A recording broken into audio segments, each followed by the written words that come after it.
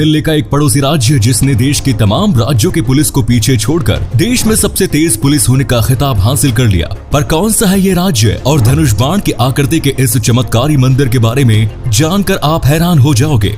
और Justin Bieber का एक ऐसा गाना जिसने बचा ली थी एक आदमी की शेर से जान। पर कैसे? और एक ऐसा आदमी जिसने 2 रुपए के लिए ला दिया था भारतीय रेलवे को घुटनों के बल। और एक ऐसी विचित्र नौकरी जिसमें अश्लील फिल्में देखने के लिए मिलते हैं पैसे। और दुनिया के सबसे तेज लिफ्ट जो रफ्तार के मामले में कार को भी पीछे छोड़ दे। पर ये लिफ्ट है कहाँ? और 7 अप कोल्ड ड्रिंक कुछ समय पहले लोगों को कैसे बना रहा था बीमार? और जापान के कुछ ऐसे स्कूल नियम जो आपको हैरान कर देंगे। यदि आप इन फैक्ट्स के बारे में नहीं जानते तो बने रहिए रहस्य टॉक शो के इस नई वीडियो के आखिर तक। नंबर 80। हमारे देश में अक्सर लोगों की ये शिकायत रहती है कि किसी भी घटना के होने पर पुलिस को इन्फॉर्म किए जाने के बावजूद पुलिस कभी भी वक्त पर नहीं पहुंचती है। हालांकि अब स्थिति बदल रही है और इस बात का सबूत है नोएडा पुलिस। नोएडा पुलिस पूरे उत्तर प्रदेश में क्विक रिस्पॉन्स देने में नंबर 1 पर है। ऑन एवरेज नोएडा पुलिस का क्विक रिस्पॉन्स टाइम सिर्फ 5 मिनट 42 सेकंड्स है। शहरी क्षेत्र में आने वाले इमरजेंसी कॉल पर नोएडा पुलिस का फास्टेस्ट रेस्पॉन्स टाइम सिर्फ 4 मिनट 39 सेकंड। वही ग्रामीण क्षेत्र में फास्टेस्ट रेस्पॉन्स 6 मिनट 20 सेकंड का रहा है। नंबर 70। मंदिर तो आपने बहुत देखे होंगे,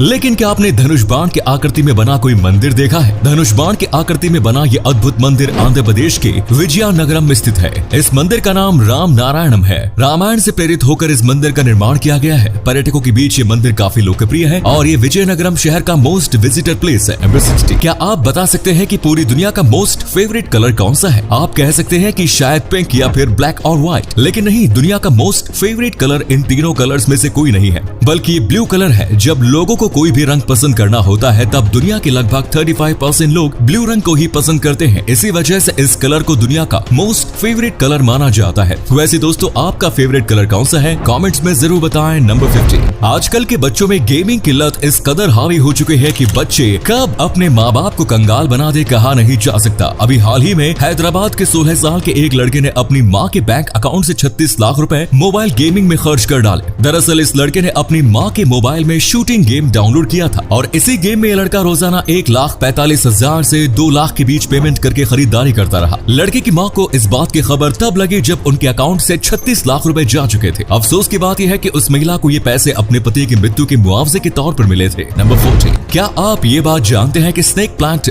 रात के समय में भी ऑक्सीजन प्रोड्यूस करता है? रात के समय में भी ऑक्सीजन प्रोड्यूस करने की वजह से अगर आप रात में सोते समय इन पौधों को अपने आसपास रखते हैं तो आपको naturally purified and clean air मिलती रहती है। फ्रेश ऑक्सीजन मिलती रहने की वजह से आप बेहतर नींद ले सकते हैं, जिसके बहुत सारे हेल्थ बेनिफिट्स भी हैं। आप अपने घर में स्नेक प्लांट कब लगा रहे हैं? अब दोस्तों, आपके लिए एक पहेली है। इस तस्वीर को ध्यान से देखिए और पहचानिए कि ये तस्वीर किस हीरोइन की है। नंबर 13। जस्टिन बीबर के गाने लोगों को एंटरटेन तो करते ही हैं, लेकिन साथ ही इनके गाने लोगों की जान भी बचाते हैं। जी हाँ, रूस के रहने वाले इगोर वोरोसबिट्सन आज अगर जिंदा है तो सिर्फ और सिर्फ जस्टिन बीबर के गाने बेबी की वजह से ही। दरअसल वर्ष 2014 में आइगोर मछली पकड़ने जंगल की ओर जा रहे थे, तभी रास्ते में एक खूंखार भालू ने उन पर हमला कर दिया। 600 किलोग्राम वजनी भालू को अपने ऊपर हमला करते देख आइगोर को लगा कि अब तो उनका काम खत्म हो गया, लेकिन तभी उनके मोबाइल पर किसी का कॉल आ गया और रिंगटोन में जस्टिन बीबर का गाना बेबी बेबी बजने लगा। ये गाना बजते ही एक चमत्कार हुआ और भालू आइगोर को छोड़कर जंगल में वापस भाग गया। लगता है भालू के कान जस्टिन बीबर के गाने को सहन नहीं कर सके। खैर, जो भी हो, इस गाने की वजह से एक इंसान की जान तो बच गई। दिलचस्प बात यह है कि आइगोर की पोती ने कुछ दिन पहले ही उनके मोबाइल में रिंगटोन लगाया था। नंबर 12। क्या आप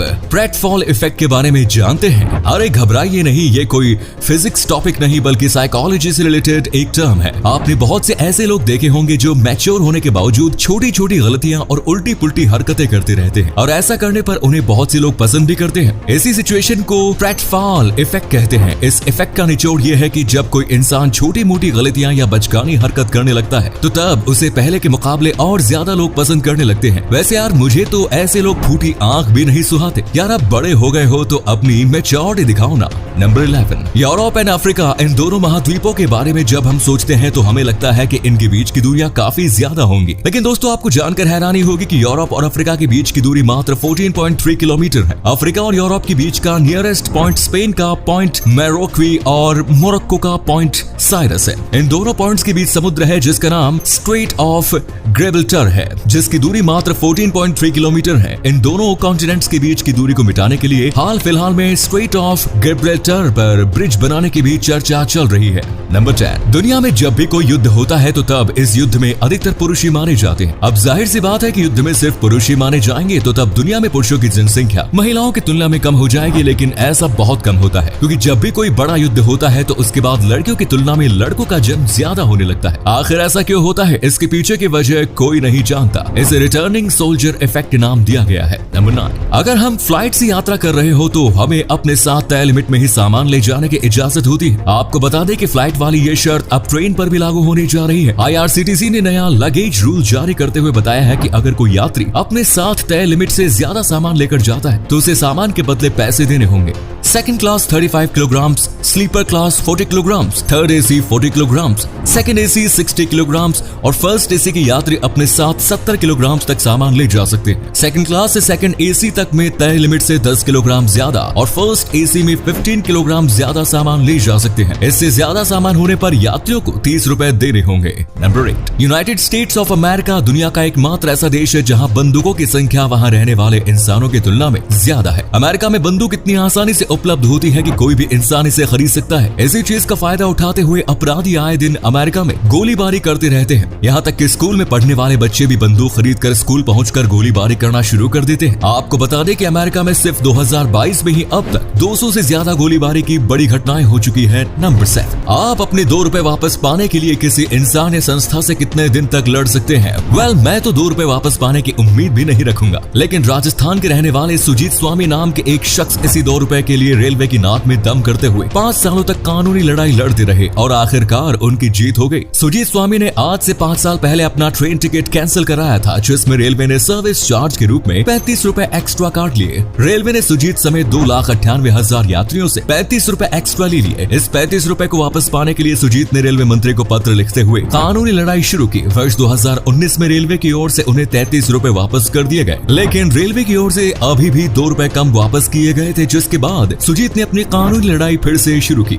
उन्होंने 50 से ज्यादा RTI फाइल की और दर्जनों पत्र लिखे, जिसके बाद अब आखिरकार 2022 में सुजीत को उनके 2 रुपए भी वापस मिल गए। इसके अलावा बाकी 2,98,000 यात्रियों को भी रेलवे को 2.43 करोड़ रुपए लौटाने पड़े। नंबर 6, शंघाई टावर चीन की सबसे ऊंची बिल्डिंग होने के साथ ही दुनिया की तीसरी सबसे ऊंची बिल्डिंग भी है। शंघाई टावर की लिफ्ट दुनिया की फास्टेस्ट लिफ्ट है। इस गगनचुंबी इमारत की लिफ्ट की स्पीड 73.8 किलोमीटर पर आवर है। वर्ल्ड्स फास्टेस्ट लिफ्ट के रूप में शंघाई टावर का Guinness book of world records में भी नाम दर्ज है। इस बिल्डिंग की लिफ्ट से पलक झपकते ही एक फ्लोर से दूसरे फ्लोर तक जाया जा सकता है। नंबर 4, दोस्तों, बिहार की गिनती देश के गरीब राज्य में की जाती रही है, लेकिन अब लगता है कि बिहार के दिन भी बदलने वाले हैं, क्योंकि हाल ही में जियोलॉजिकल सर्वे ऑफ इंडिया की ओर से बिहार में सोने का भंडार मिलने का दावा किया गया है। GSI के अनुसार जमुई जिले में लगभग 222.88 मिलियन टन सोने का भंडार मौजूद है, जो कि पूरे भारत में मौजूद सोने के कुल भंडार का लगभग 44% है। GSI के बाद अब राज्य सरकार की ओर से मंजूरी मिलने के बाद अलग अलग सरकारी एजेंसियां यहां आकर सोने की तलाश में लगी हुई हैं। जमुई में सोने का भंडार मिलने के अलावा समस्तीपुर और बक्सर जिले में तेल का भंडार मिलने की संभावना जताई गई है। तेल की खोज के लिए ONGC ने राज्य सरकार से लाइसेंस की मांग की है। अगर वाकई में बिहार में सोना या तेल का भंडार मिल जाता है तो बिहार समेत पूरे देश की किस्मत चमक सकती है।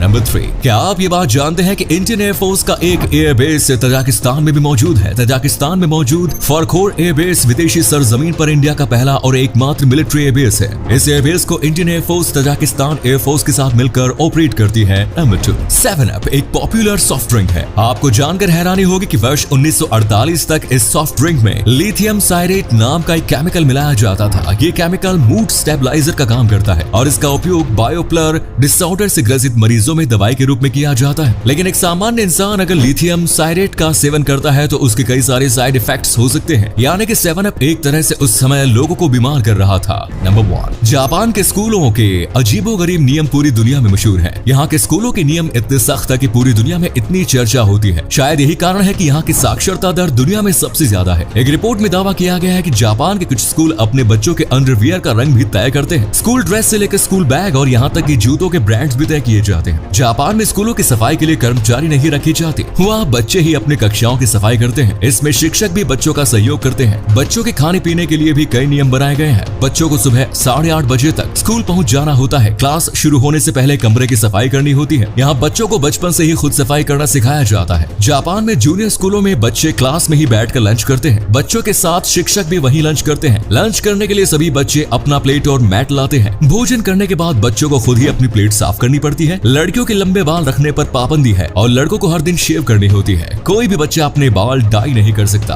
तो ये थे कुछ अमेजिंग फैक्ट्स। वीडियो को शेयर जरूर करें दोस्तों, ताकि आपके दोस्त और जानने वाले भी जान सके कि आप कितने नॉलेजेबल वीडियोस देखते हैं। धन्यवाद।